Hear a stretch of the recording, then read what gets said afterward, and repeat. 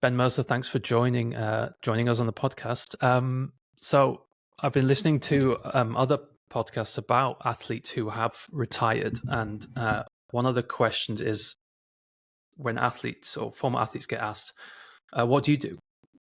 And how have you found it when you've started moving into your next career? How have you answered that question? Yeah, I think that question felt really aggressive right in the first place because probably slightly foolishly, I didn't have something to do immediately. So I had this kind of long period of trying out different things, which I think in the long run was good, but in the short run actually made people quite uncomfortable, I think. When you say, oh yeah, I've just stopped doing this and I'm doing a bit of this and a bit of that, I'm just trying things out, then you make people quite uncomfortable. And then that made me feel quite uncomfortable in the first place. What do you think they were uncomfortable about? I think they find the idea of people not working very difficult to deal with, and they don't quite know. They don't quite know what to come back with in a way. I think everyone's so kind of used to and expecting. I'm a doctor. Like a sort of very sort of Finance. clear. Yeah, and like they just know immediately which kind of status box to put you in. And when you are an athlete, it's obviously quite an interesting answer. People are like, "Oh wow," and then it gives them a whole kind of jumping off point for another conversation. Whereas I think when you say, "Oh, I'm experimenting with these things," then people just don't quite know where to go next because you've sort of broken the sort of usual social cues that they get back. Now, I still don't really have a very clear answer because I'm still doing a whole host of different things. But again, I think they're weird. So people quite like to hear, I write books and I make book content for TikTok. People are like, oh, wow. And then, it gives them a whole host of questions to ask. Whereas I think it's different as well, isn't it? Yeah, exactly. I think if you have a kind of unfocused answer, people do get uncomfortable. And to begin with as well, I was a little bit unclear of what to say. But then actually a couple of years after I stopped playing rugby, I was with a friend and we were down in Cornwall for a couple of days and we went to the pub and, we got chatting to some people. And he wasn't an athlete, but he was in a sort of little transitional moment for himself. And he'd basically just sold a business. He was doing up his house to sell it. And he was sort of had some part-time work, in an industry that he was considering getting into. And when someone asked what we did, he really stumbled over what to say. And I really felt his awkwardness. And then the next day, we're in the car together, and he said, he brought it up basically. He said, I just really want to have like an interesting answer. Like you said what you said, and that seemed like really interesting. I want to have an interesting answer. And I was like, yeah, I don't know why you felt so awkward. Like, because to me, what you're doing seems perfectly reasonable. It's like, sure. I sold a business.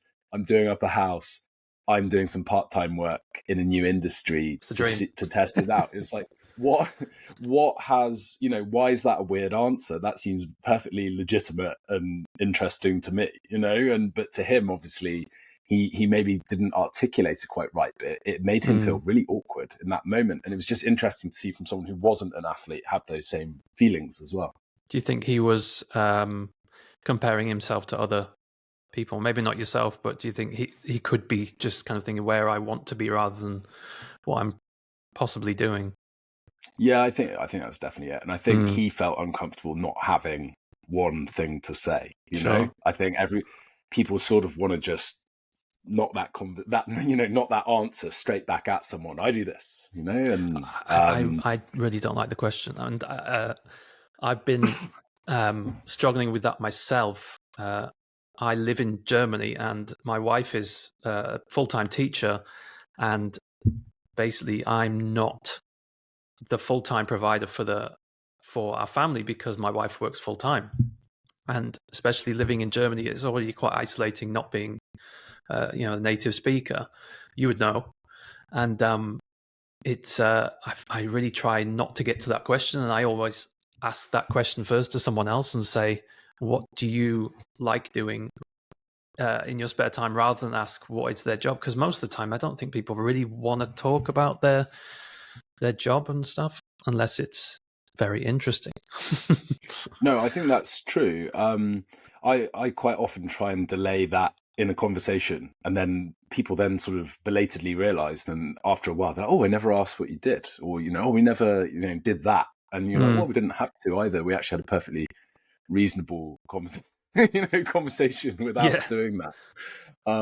It definitely is it's a conversational crutch, isn't it? Yeah. In these like social no events, politics, no religion, no talking about what you do. Those should be the rules.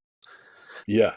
They probably should be, actually. And what did you you mentioned how you tried different things after you finished playing rugby. We will get to the playing rugby just down the line. What did you explore after rugby?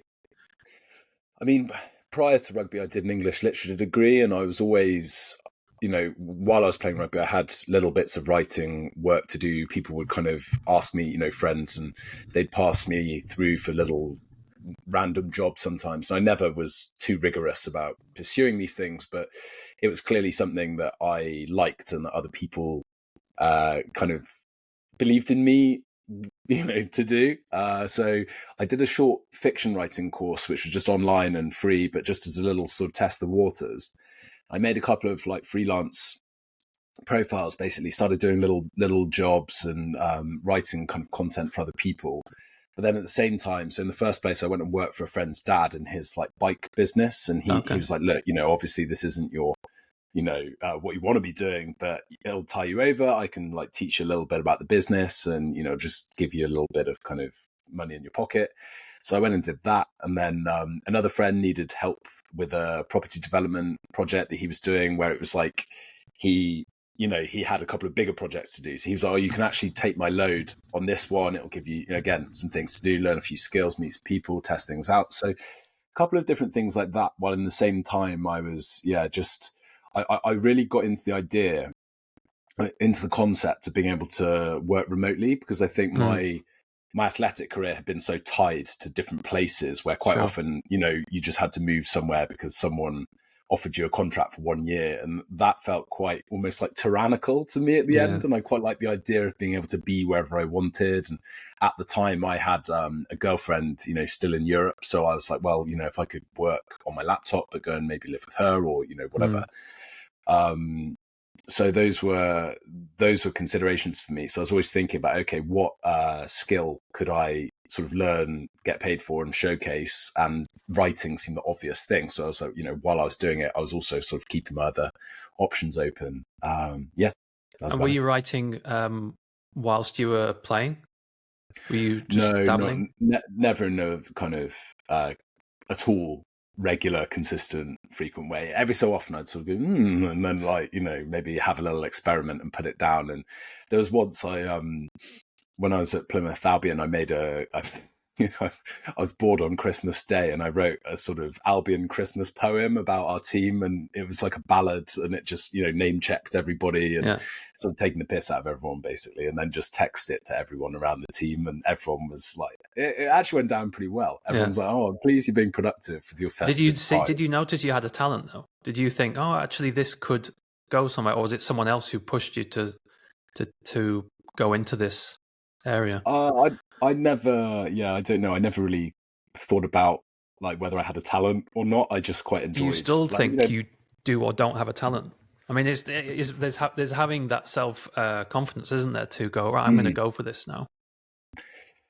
Yeah, I think I've always been good at it. I think at school I was good at it, and I've always kind of retained that level of confidence in it. But then, I'd never kind of demonstrated it. And I think because I read a lot, I sort of I feel like I know when something's not right. So even if I don't know what might make it good, I'm like, oh, okay, well, technically I'm not sure like what it is, but I can look at it and I'll be like, oh, I don't know about that, and think, and I can, so quite often friends would send me things. They'd be like, oh, I need to write this, and do you mind having a look at it? And I just kind of jigsaw it around and add one or two things, and then they'd be like, oh yeah, thank you. So it was those sorts of things where people obviously saw, they were like, oh, he'll be good at it, he'll make it a bit better for me.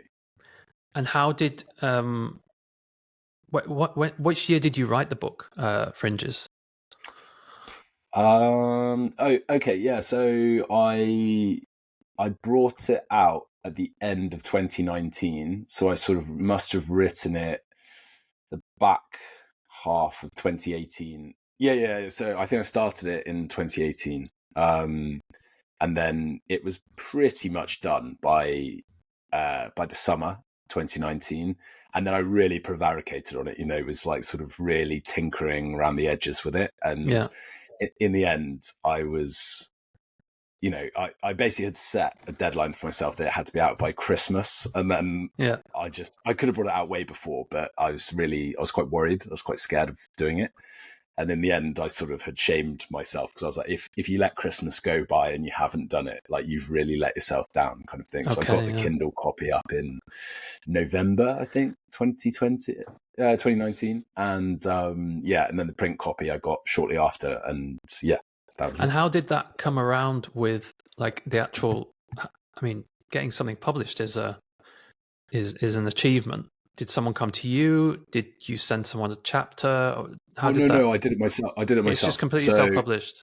yeah, I self-published it. So I, I kind of went down the sort of online work, create your own credential, Seth Godin, do it yourself. I went down that whole kind of rabbit hole on Twitter and, podcasts and everything else. And then, but once I had a load together, I basically thought, well, I spoke to a friend and she put me through to an agent who is supposed to be this kind of intelligent sports books agent. So I sent an early kind of 100 pages to him, and he was really helpful. And he said, look, I think this is like pretty good. You can definitely improve it still.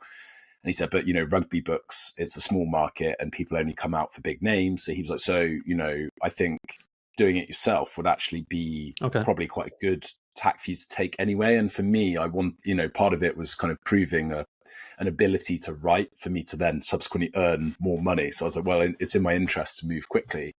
So yeah, I did explore both avenues. But I think once I got that answer from him, I was like, right, well, I'm not going to waste my time, trying to, convince other people. I'm just going to get on and do it. And so I actually self-published it.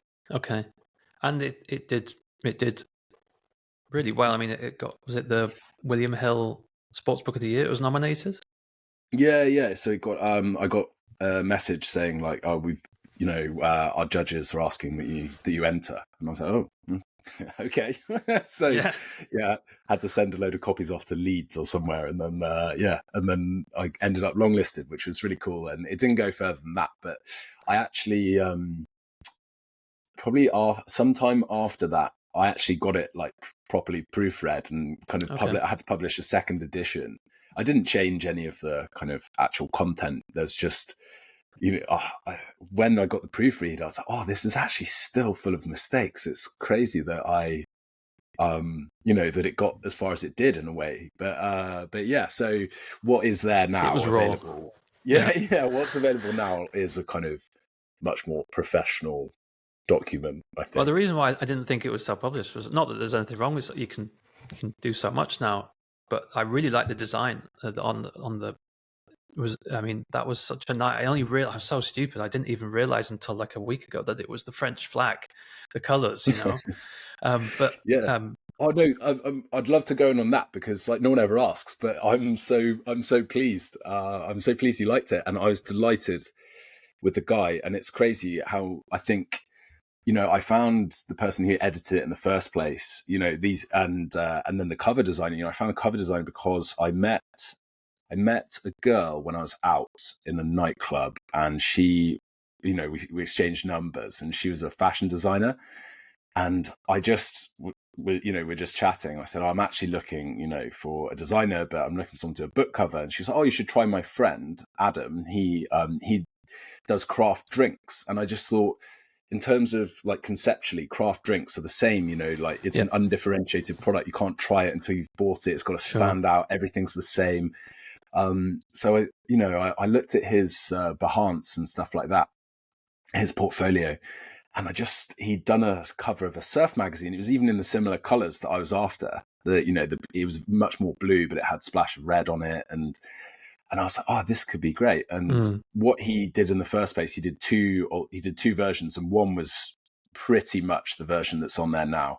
And the other one was actually very cool. It was he was in very like French rugby kit, but he was running in a field. And I actually love that cover too, but I think the red, white and blue one is much more striking. And it was also, I was trying to title the book, so I actually didn't title it until towards the end. And I was trying to communicate, the France element. And to begin with, it was going to be in the subtitle. Well, back in the first instance, it was maybe in the title, then it was in the subtitle.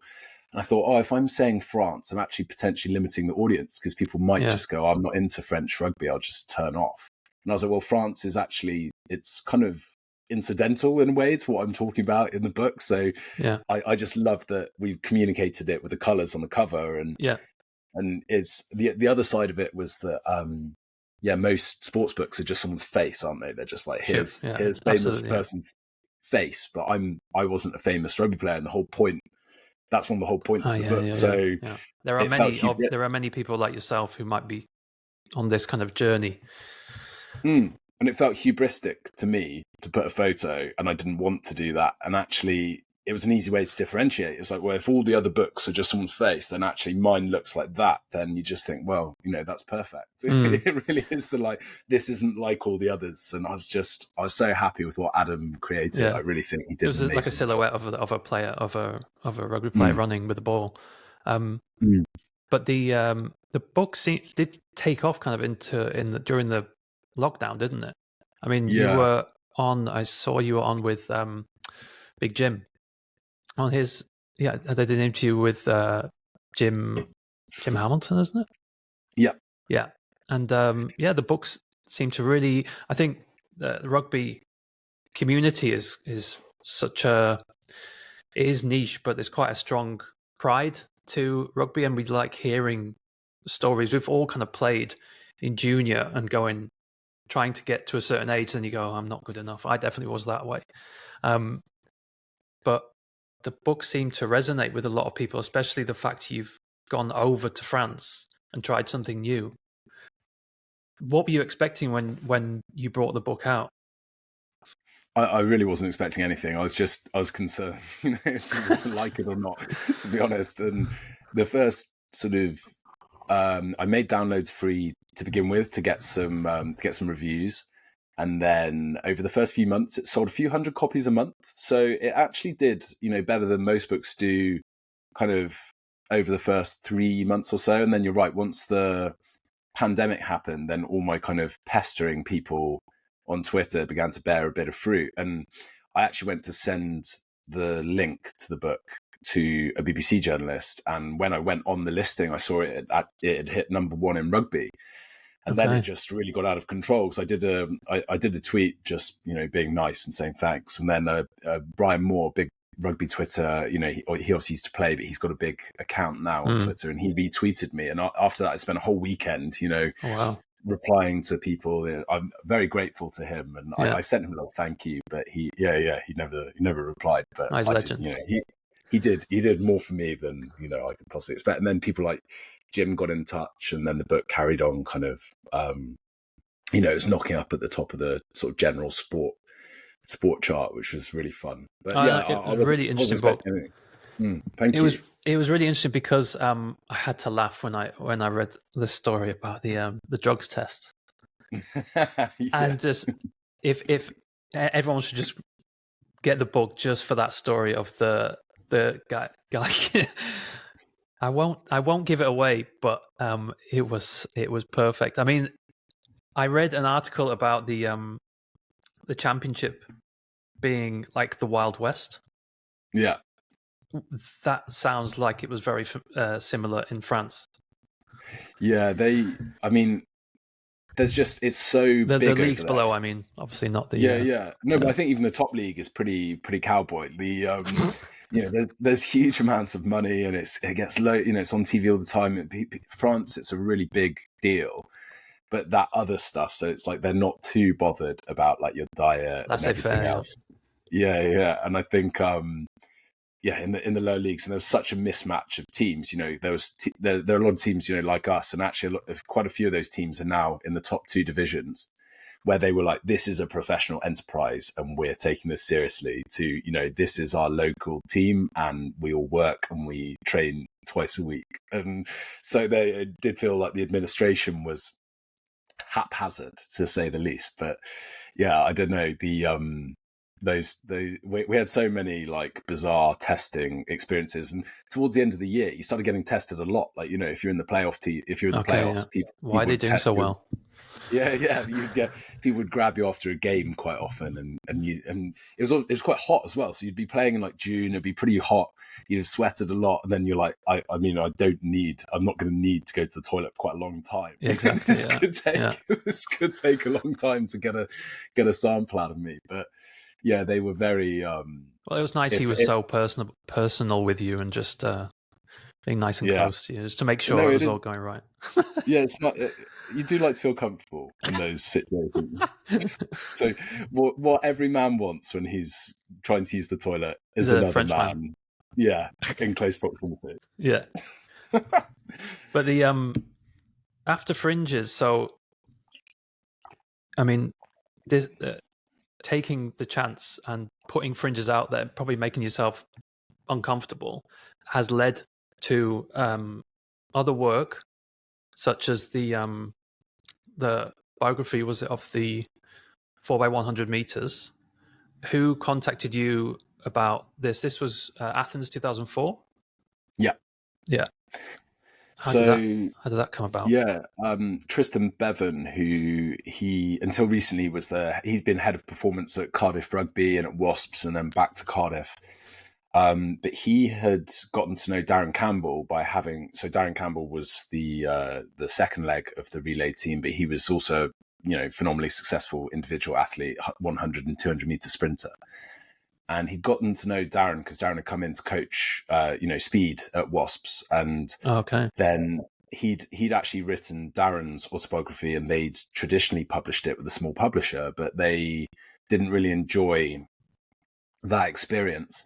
And then when that led Tristan on to talking to the four guys about doing, their collective story around Athens 2004 and their kind of underdog relay triumph. And then he said, there's this guy in rugby who's just done this book himself, so I had a call with Tristan, and then I met Jason Gardner in Bath, where we're both from, and I basically showed him everything, kind of the inner workings of Fringes and my software and all that stuff. And then after that, they basically said, do you want to help us do this? And there wasn't loads of, there wasn't much money in it for me, but the idea of the kind of getting to work on a project with people like that was really exciting. And I said, well, for me, it's worth doing if I get to kind of co-author it. Mm-hmm. And so then Tristan had a bit of an existing draft, but then we've kind of went back through, reworked everything and worked on it together. And it was really fun to do. And then the kind of long winter third lockdown, I think it was sort of, that came on. But then it was really good to have a project to do, to really throw yourself into in the evenings in particular. So that was a really fun project. But yeah, they brought it to me as a result of Fringes. You're right. Yeah, and the whole thing with your TikTok account and reading. I don't actually have TikTok myself. I'm a bit of a Luddite when it comes to that, but you're really passionate about books, obviously. And then you do this, is it Monday to Friday kind of TikTok book reading? Yeah, so between kind of normally Sunday to Thursday, because those are sort of days where I'm likely to be, like in and available, and people won't be out. They'll be kind of, coming home from work and sitting down. I try and go live, like, as often as I can. And I read live from different things, really. So this week I did a Sherlock Holmes story, like a whole, one of the early ones, Scandal in Bohemia with that's probably the only one I've read. That's probably the only Sherlock Holmes I've read. I remember read that at school. It's one of the Cumberbatch, one of the Cumberbatch episodes is that story. But I did that, and actually that's like surprisingly long, like to read, because obviously when you read aloud, it's quite slow. So a 30-page story, which that is, is a solid hour really of reading. But yeah, I actually really enjoy it, and it's funny because when I was a kid, like sports and books were my things, and then I actually always quite enjoyed getting picked on to read out loud, or I always quite enjoyed doing that. And it's funny that I've just sort of come back round to it. That leads on to my question about when did you feel comfortable?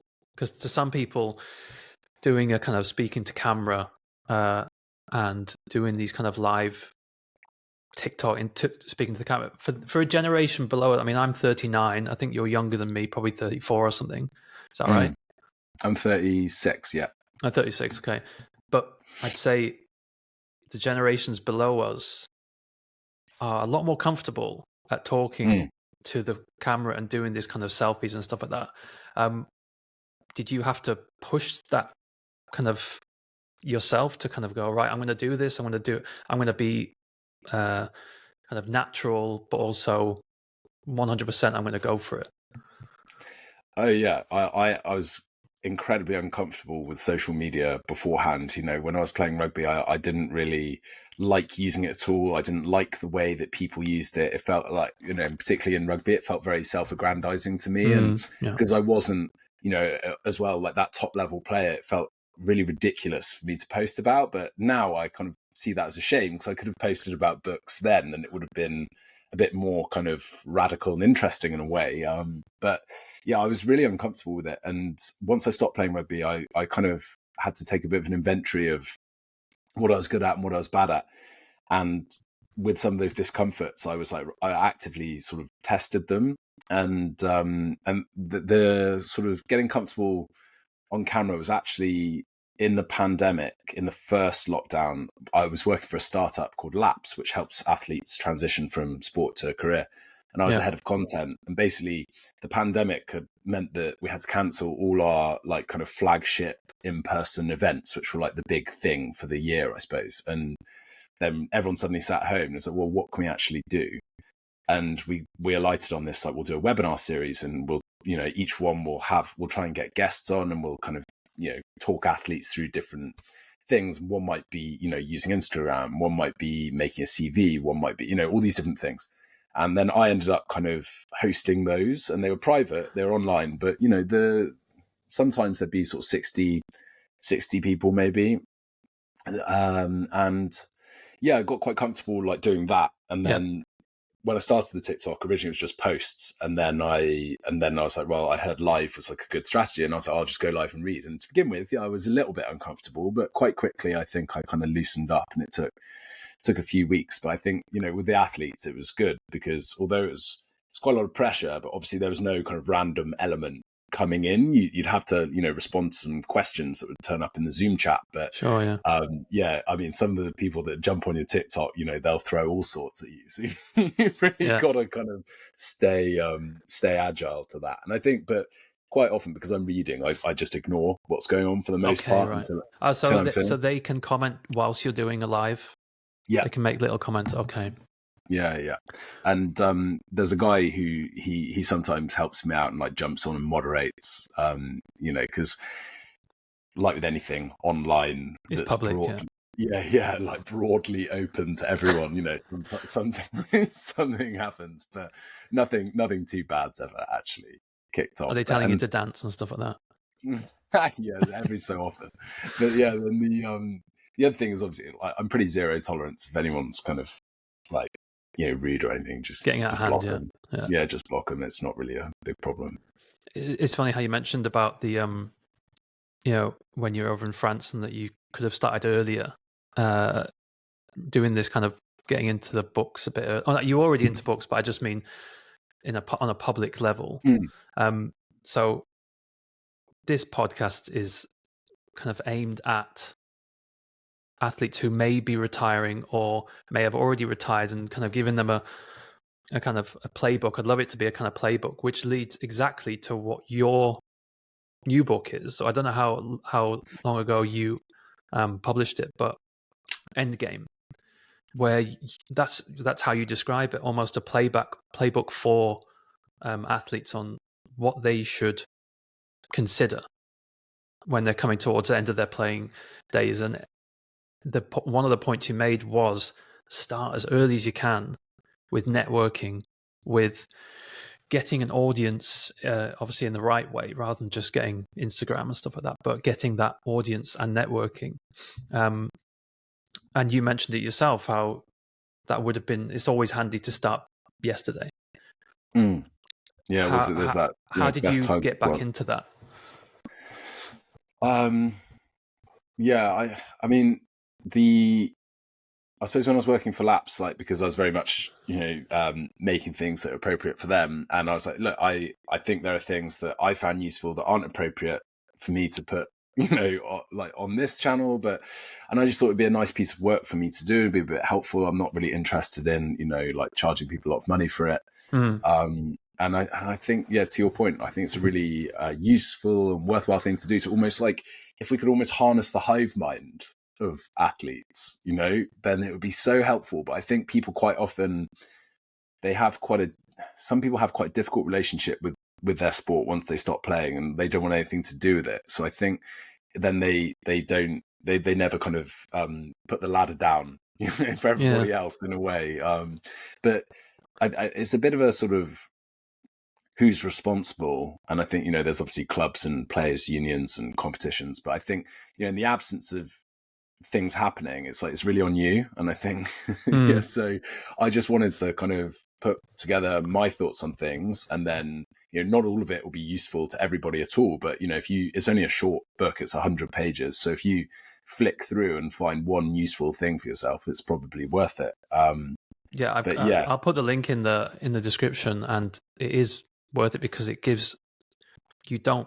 I mean, I'm not a former athlete, but any athletes who are reading it, there'll be certain information they'll think, oh yeah, that's a good point. For instance, insurance. You're going to get so much help when you're at a club, a professional club,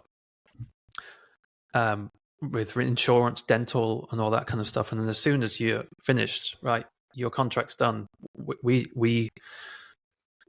don't need to look after you anymore, and you have to start looking after yourself.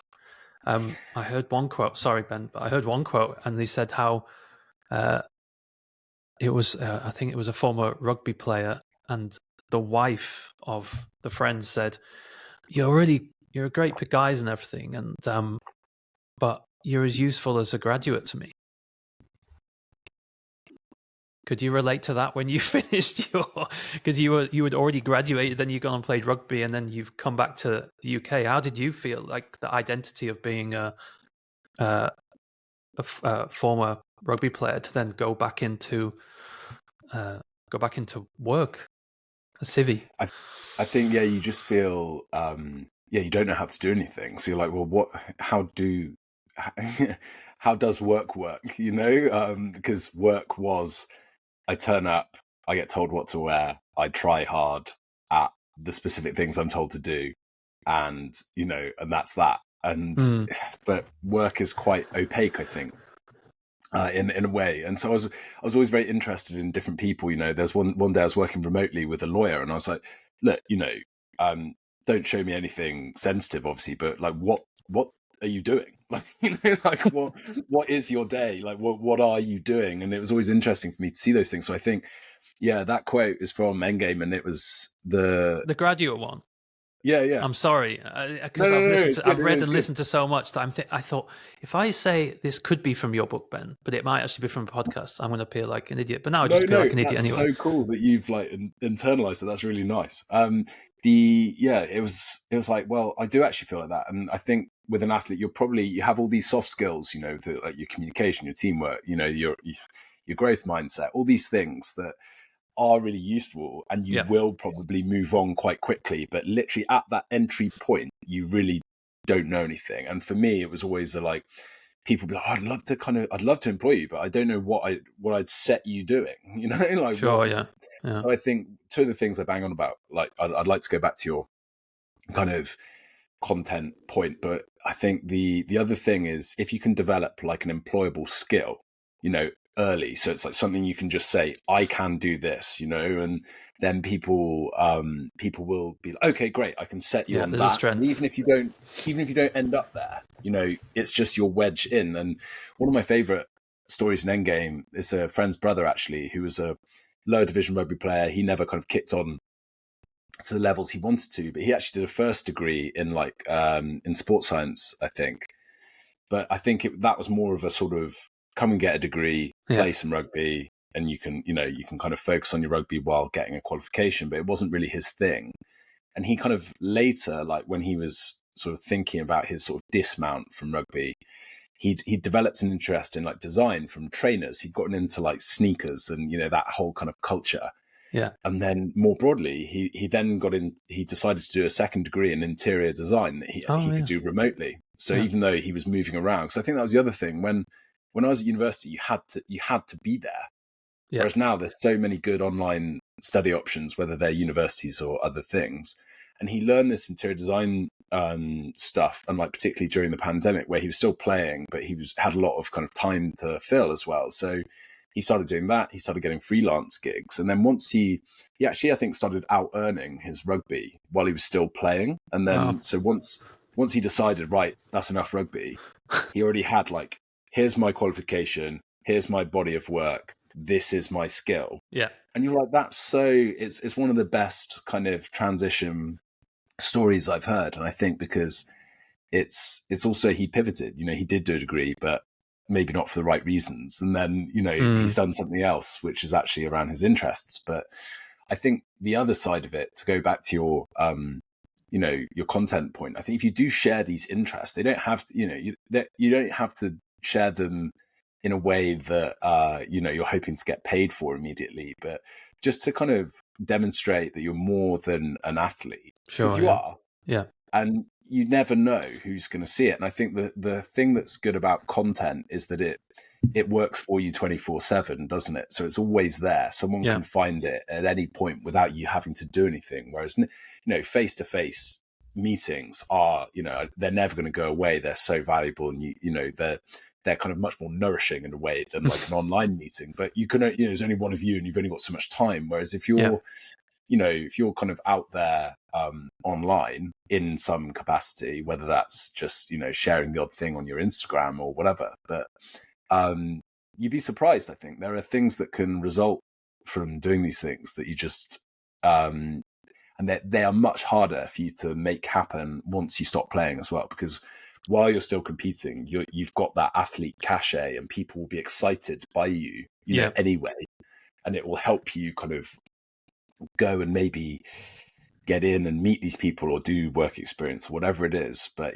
once you stop, it's like, you're just an adult who's as useful as a graduate, and you're sort of out there with everyone else. Whereas, so, using the athlete thing as your wedge in the door is really valuable. And I think a lot of us, because we don't want to consider the end of the career, I think Jorge Valdano, he used to play for Real Madrid and he's still kind of involved with that club, but he's like, oh, it's like death, so footballers don't want to think about it. Yeah. I mean, it must be tough, especially for, let's say, a young lad has been from an academy, let's say football, for instance, and they've been at an academy since the age of 12 or 13, and they just go through the club, let's say for Rashford, for instance. And yes, he's 25 now, but you were a child yesterday. And I know, as 39 years old, I know how quickly it goes, I still feel like a 19-year-old.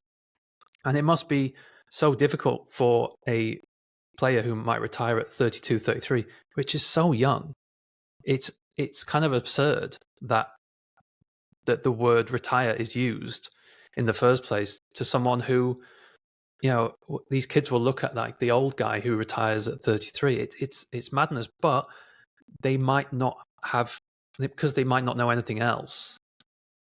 They are still a child in a way, they are still a youth, adolescent who needs to learn whilst they're doing it. And I think this, there's something to finding your kind of this passion. Your sport might be your passion, but you're going to retire one day, aren't you? Mm. And if you I have think I something to think go with after. I think part of that as well is like, um, it's important to kind of maintain your relationships outside of sport with just your friends, because they're doing normal things. And so actually, and sport is such a little bubble for yourself, and you're all doing the same thing. So it's very easy, it's a very intense experience, and it's great fun and all the rest of it. So it's very easy to kind of stay in that. And because I lived in France, it was even that was even more of a thing, because didn't have loads of time to see my friends from home, and they live somewhere else. So yeah, I think just keeping that connection to people that are like living in the kind of normal world. But I think the other side of it is like retiring, it is a slightly irritating term, like you wouldn't stop teaching at 32 and go, I'm retiring from teaching to become a lawyer. And it's like, well, no, you're just changing career. So Exactly. Yeah. it is different. Like, so it's hard to get away from that. But I think as well, like, it will be difficult, and there are difficulties to it, but it's also quite an amazing opportunity to do something else. And not all athletes are super pumped about playing sport, Yeah. and like it's quite difficult and painful and rigorous. So actually, some people are quite relieved when they stop, and Yeah. and it is a sort of a great opportunity to do something else, because a lot of other people, they sort of have the career itch when they're in their mid 40s, and a lot of other people change career later in life, and they've got a far more kind of settled existence, with a lot depending on them, that maybe you'll have a bit less of when you're a bit younger. So actually it's kind of a privilege in a way. Like, there's very few people now particularly that are going to go through their whole life without changing career. So in a way, Yeah. while you're going to change, in your 30s probably, and it's going to be tough, in another 10 years, you'll probably be ahead of everybody.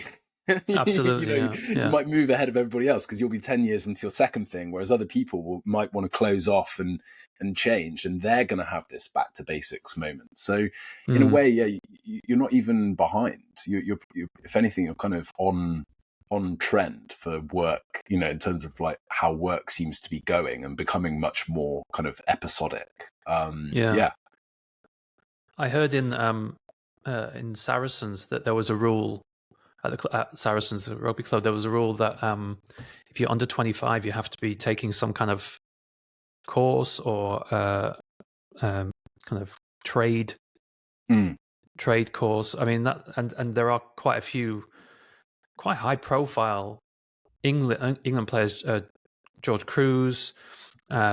Who else? What are the other guys who started their own? Jamie George, I think, Jamie does something with George, his yeah. brother. It's like a physio center or something like that. And then they've had guys start beer brands and coffee businesses. And I think Alex Good has been going into the city for quite a long time and doing like a day a week in a firm. I've seen him in a suit, yeah. Yeah. But I think they're particularly good. And I know, people are like, oh, but they had their salary money, cap, yeah. snafu. But like they But they had to do right. it. They do right by the players, I think, in terms of that encouragement. And actually there was a really interesting proposal for the second tier of rugby that would have made it, I think it was something like an under 26 league, but you're allowed 5 or 6 overage players. But yeah, exactly what you're saying. I think everybody had to have either a job, be studying, or be apprenticing, or be running a business. And then the training and everything else would occur in the evenings, and then it was salary capped. So your individual salary couldn't be too high, but actually you were being paid quite well for, essentially a part-time job playing rugby. Yeah. And the whole thing was a sort of talent incubator for the top league and a young person's game, really. But yeah, that was quite an interesting proposal. But I think people were split on it, because I think any attempt to kind of address that in rugby is difficult and quite emotive and all the rest of it. But I do think, yeah, I suppose I was in the academy system when it was less well grooved. It was quite a new thing. And I think now they are generally better at encouraging the guys to have, other strings to their bow, because it was very possible to just sort of sit there on 10 grand a year and, live with all four other thought. guys and Yeah, exactly. Defer all thought of anything for a couple of yeah. years. But I think the other side is, you know, I think there's so many amazing opportunities to go abroad. And, I got very lucky that a coach who knew me went to France and kind of offered me an opportunity that it was a risky one. And it was for, real peanuts salary wise. But it was, in terms of experience, it was such a rich and amazing thing to do. But I think there's so many opportunities to go and study. You could go to the US, or there's all these things where you just don't know. And I think these opportunities are they are out there, but you probably have to do the legwork a little bit. You have to search for it. Yeah. And is there anything you would have done differently? Obviously you enjoyed your time in France. It sounds like you enjoyed it, but are there any things you thought, I wish I changed this, or I wish I stayed a bit longer or moved earlier? I think every athlete has sliding door moments, and I don't know now if going to university was it definitely set my rugby back, but I met so many great people who are still friends that actually I can't kind of begrudge that experience at all. I think maybe if I'd known, and I was relatively adventurous. I moved to the other end of the country, but if I'd known about something else, then maybe I could have gone to France, then, or I don't know. It's very difficult to do that. I think my regrets more around not starting doing the other things sooner. So not doing the social stuff and talking about books and setting that stuff up for myself before, and being a bit braver in that respect. I think though my regrets more center around that than they do around what I did with the rugby. I think later I kind of stopped looking for other contracts. I just stayed at Rouen for 4 years. There was a point where I got an offer, but I got to move up a division, which would have been very difficult to turn down. But I was hurt at the time, and they needed me right away because it was an injury replacement. But I think when I think back on it, it's just because I was quite happy. I was like, well, I'm quite happy here. Yeah, so I know, I know the people. I like the place. I feel quite well integrated. I had kind of my friend, family could come and visit, and my girlfriend at the time I could get to, without too much trouble in the car. So I was like, well, moving felt like it felt unnecessary in a way. Yeah, and I think I could have tried, but I think the fact I didn't try just proves that actually I was quite happy until right at the end, really. Cool. Are you okay for time? I mean, no, I'm good. We can carry on. Yeah, go for it. But I'm looking at what else I've written here. Yeah. What would you? Where can you see yourself? I mean, do you know when you go to a job interview? I don't know. When was the last time you had a job interview? Yeah, I've had a few in German. Oh wow, yeah, I bet they're tough. You haven't? I'm not sure when the last time was. I did apply for a couple of things like startup-y type things, and they were on Zoom, but they'd be a while back now. I mean, at least 2 years ago. Yeah, I mean, I've just been pulling on the kind of TikTok social book thread, and I mean, it's wild because it's changed. I mean, last year was my best year kind of ever, I suppose, in, financially, but also just in terms of what I got paid to do. Was really fun and interesting. It wasn't, some of it was quite stressful, but it was totally different. It was totally different to the year before, and I just thought, I wonder, next year what it will be, kind of thing. Yeah, sure, yeah. Yeah, I mean, I read in the book. I read in Endgame how you said how through my writing, through posting online, I've been flown around the world, and it just shows you that, like you said before, your work is out there. Once you post it out there, it will stay there, and whether you know it or not, someone's going to find it, for good or for bad, and and it sounds like it's been very positive. I mean, for instance, where were you flown to? Under what work? I mean, that was bizarre. So I posted a couple of videos about Amor Tolls, who wrote Gentleman in Moscow, which is a very big hit, and he's written a couple of other books. So the other one I read is called The Lincoln Highway. And I got an email from UCSB, which is Santa Barbara. It's like the university in Santa Barbara in California. And they said that he was coming to do a talk for their arts and lectures series, and would I like to come? And I said, well, it's very kind of you, but I don't live in the US, so I live in the UK. That's amazing. I was like, I live in the UK, so yes, like, thank you for the invite, but I won't be able to make it. And then they came back to me about a month afterwards and were like, oh, well, a donor's actually offered, to sort of stump up to bring you over. And then you weren't even allowed to take video in the talk. So they were like, there's no expectation of you doing anything. It's just, just come here. And I was like, yeah, fine. And so I went over and I put extra days on so I could just have a pleasant time and do my work over there. I was noodling around on Endgame at the time, actually, because it was January of this year. And so I was doing that. And then after I, did the talk stuff, and I did get some content and things, which I actually need to kind of put together properly. I've got a few videos, so I'm going to kind of put them out at the end of the year and in a kind of year recap thing, I think. But then after I went for a little road trip up to Big Sur, which was just absolutely fantastic, and just had like a glorious time in January. Yeah, it's away. A crazy part of the world, hey? Yeah, it was really, it sounds trite, but it was a really inspiring place. And I think it wasn't I think if you go in the summertime, then obviously the road's a lot busier and all the rest of it, but it really was amazing. I mean, but you didn't have to moderate, or did they just want you to do content? What was it? Yeah, I think they were like, oh, if you'd like to get some content, just keep doing what you're doing. There's no expectation of doing anything, and and that was it. It was just like, so the content. And you said, are there any other books you are talking about in the next? Yeah, exactly.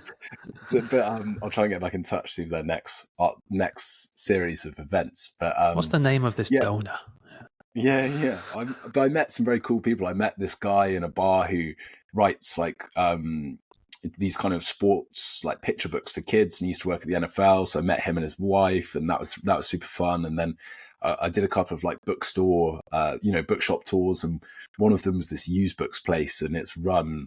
I think he volunteers, actually. I don't think he does anything, but the guy produced Ghostbusters. So I was like, well, well, the original. Yeah, the original. Yeah. Wow. So it's just because he likes books, and so he helps out in this like little local used bookstore. And I think, it was great. I can't remember.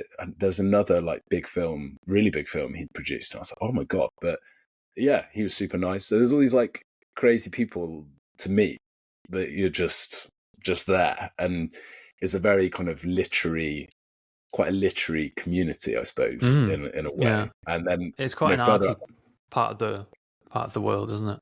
Yeah. And then further up the coast was, I went to the Henry Miller like Memorial Library, which was really cool. And I never read Henry Miller, but, you're just, oh, wow. And, you're in Steinbeck country, a bit further inland as well, like Salinas and those places. So having read those books when I was younger, getting to see the place. In your element, I get it now. The reason I asked about the job interview was because, a lot of places they might say, where do you see yourself in 5 years' time? Which is almost, it's an impossible question to really ask and answer. But you've seen such a change with your role, and you're kind of doing so many different things. You want to stay obviously within literature, but where do you see a kind of a path that you're going down, or you'd like to go down more? I could imagine you doing some kind of reporting. Actually, you're a good talker in front of camera and good-looking guy. Well, thank you. I was concerned this was a job interview for a second. You're like, the reason I asked, I was like, oh, it might have been, is there a job on the line? Yeah. No, you're right. I think like I've got loads of ideas and not enough time. I think one of my problems, and a lot of people have this problem, is they have too many ideas and they don't follow them through. So it's not like a problem that's unique to me.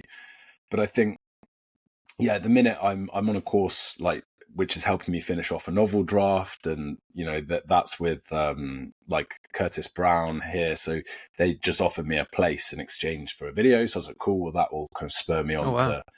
to press on with that. And I think I'd like to kind of go full spec. I'd love to do like a kids book, and I've got all these different things. And to your point about kind of reporting, I think maybe there's something in podcasting, or maybe like YouTubing or something like that. But yeah, I don't know. I'm kind of just gonna keep going, keep pulling at the threads at the moment. I've got different ideas to do on TikTok. So I think they've got some new functionality where I can make content that people can buy, but it sits on TikTok. It's not like Right. and I can repurpose it, so I'll be kind of doing something like they're almost like courses. You can almost host like a course if you want, or gated off Kind of create a content. little community on there.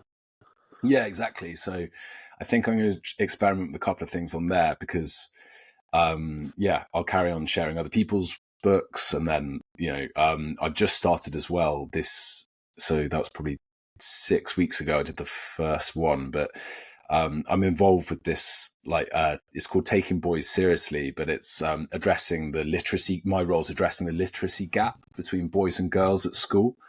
So been working with this school on, kind of curating some books for the boys and encouraging them to read, and just chatting to them about the same things that me and you have spoken about, really kind of sport and careers and social media and books, and Interests just and went down for the day and had a load of conversations and made them a little kind of private Notion page with loads of different resources and book suggestions and stuff. So if they're reading a couple of the different ones now, and I think we'll probably do like a book club together with like something more classic that's shorter, something like The Old Man and the Sea or something like that. So I think on the one hand, I'd love to carry on.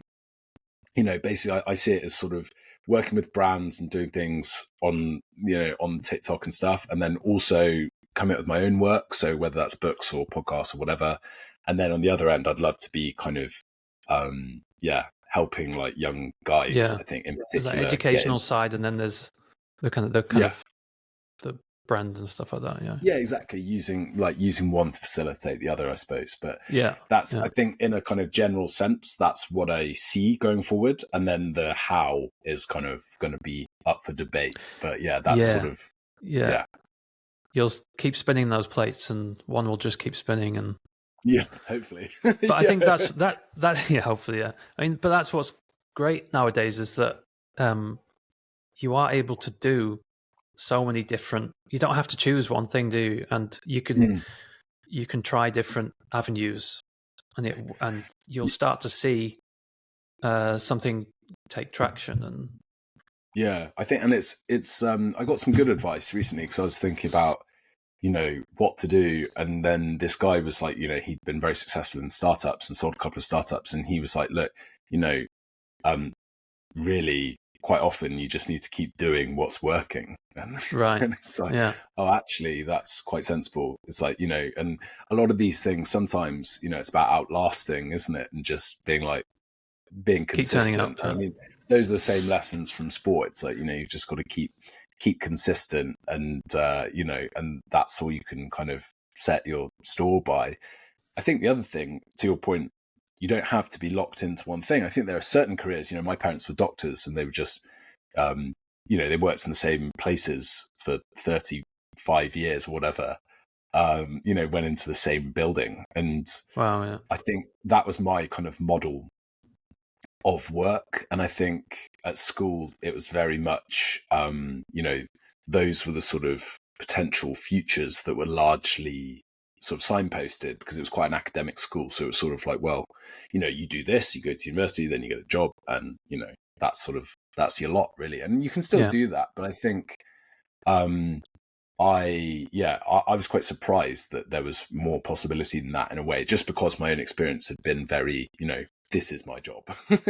So it's been a very kind of ad hoc discovery process, but it's been fun. I think in the first place, and I said it to someone else the other day, but it was like once I stopped playing rugby, I found the uncertainty like quite scary, and now I find it quite exciting. And I think the other thing is that whatever you're doing online or whatever, you're always kind of showcasing some skills. So it's like I was always thinking, okay, well, even if nobody saw this, like, what would I be sort of showing? Like, and so with reading the books, I think, okay, well, audiobook narration, I could maybe get some like voiceover work, those sorts of things. And you're like, okay, well, even if nobody cared, I would still have like things that I could send to people to be like, okay, well, here's a skill I've got. And writing is kind of similar. And, there's versions of that in all sorts of endeavors.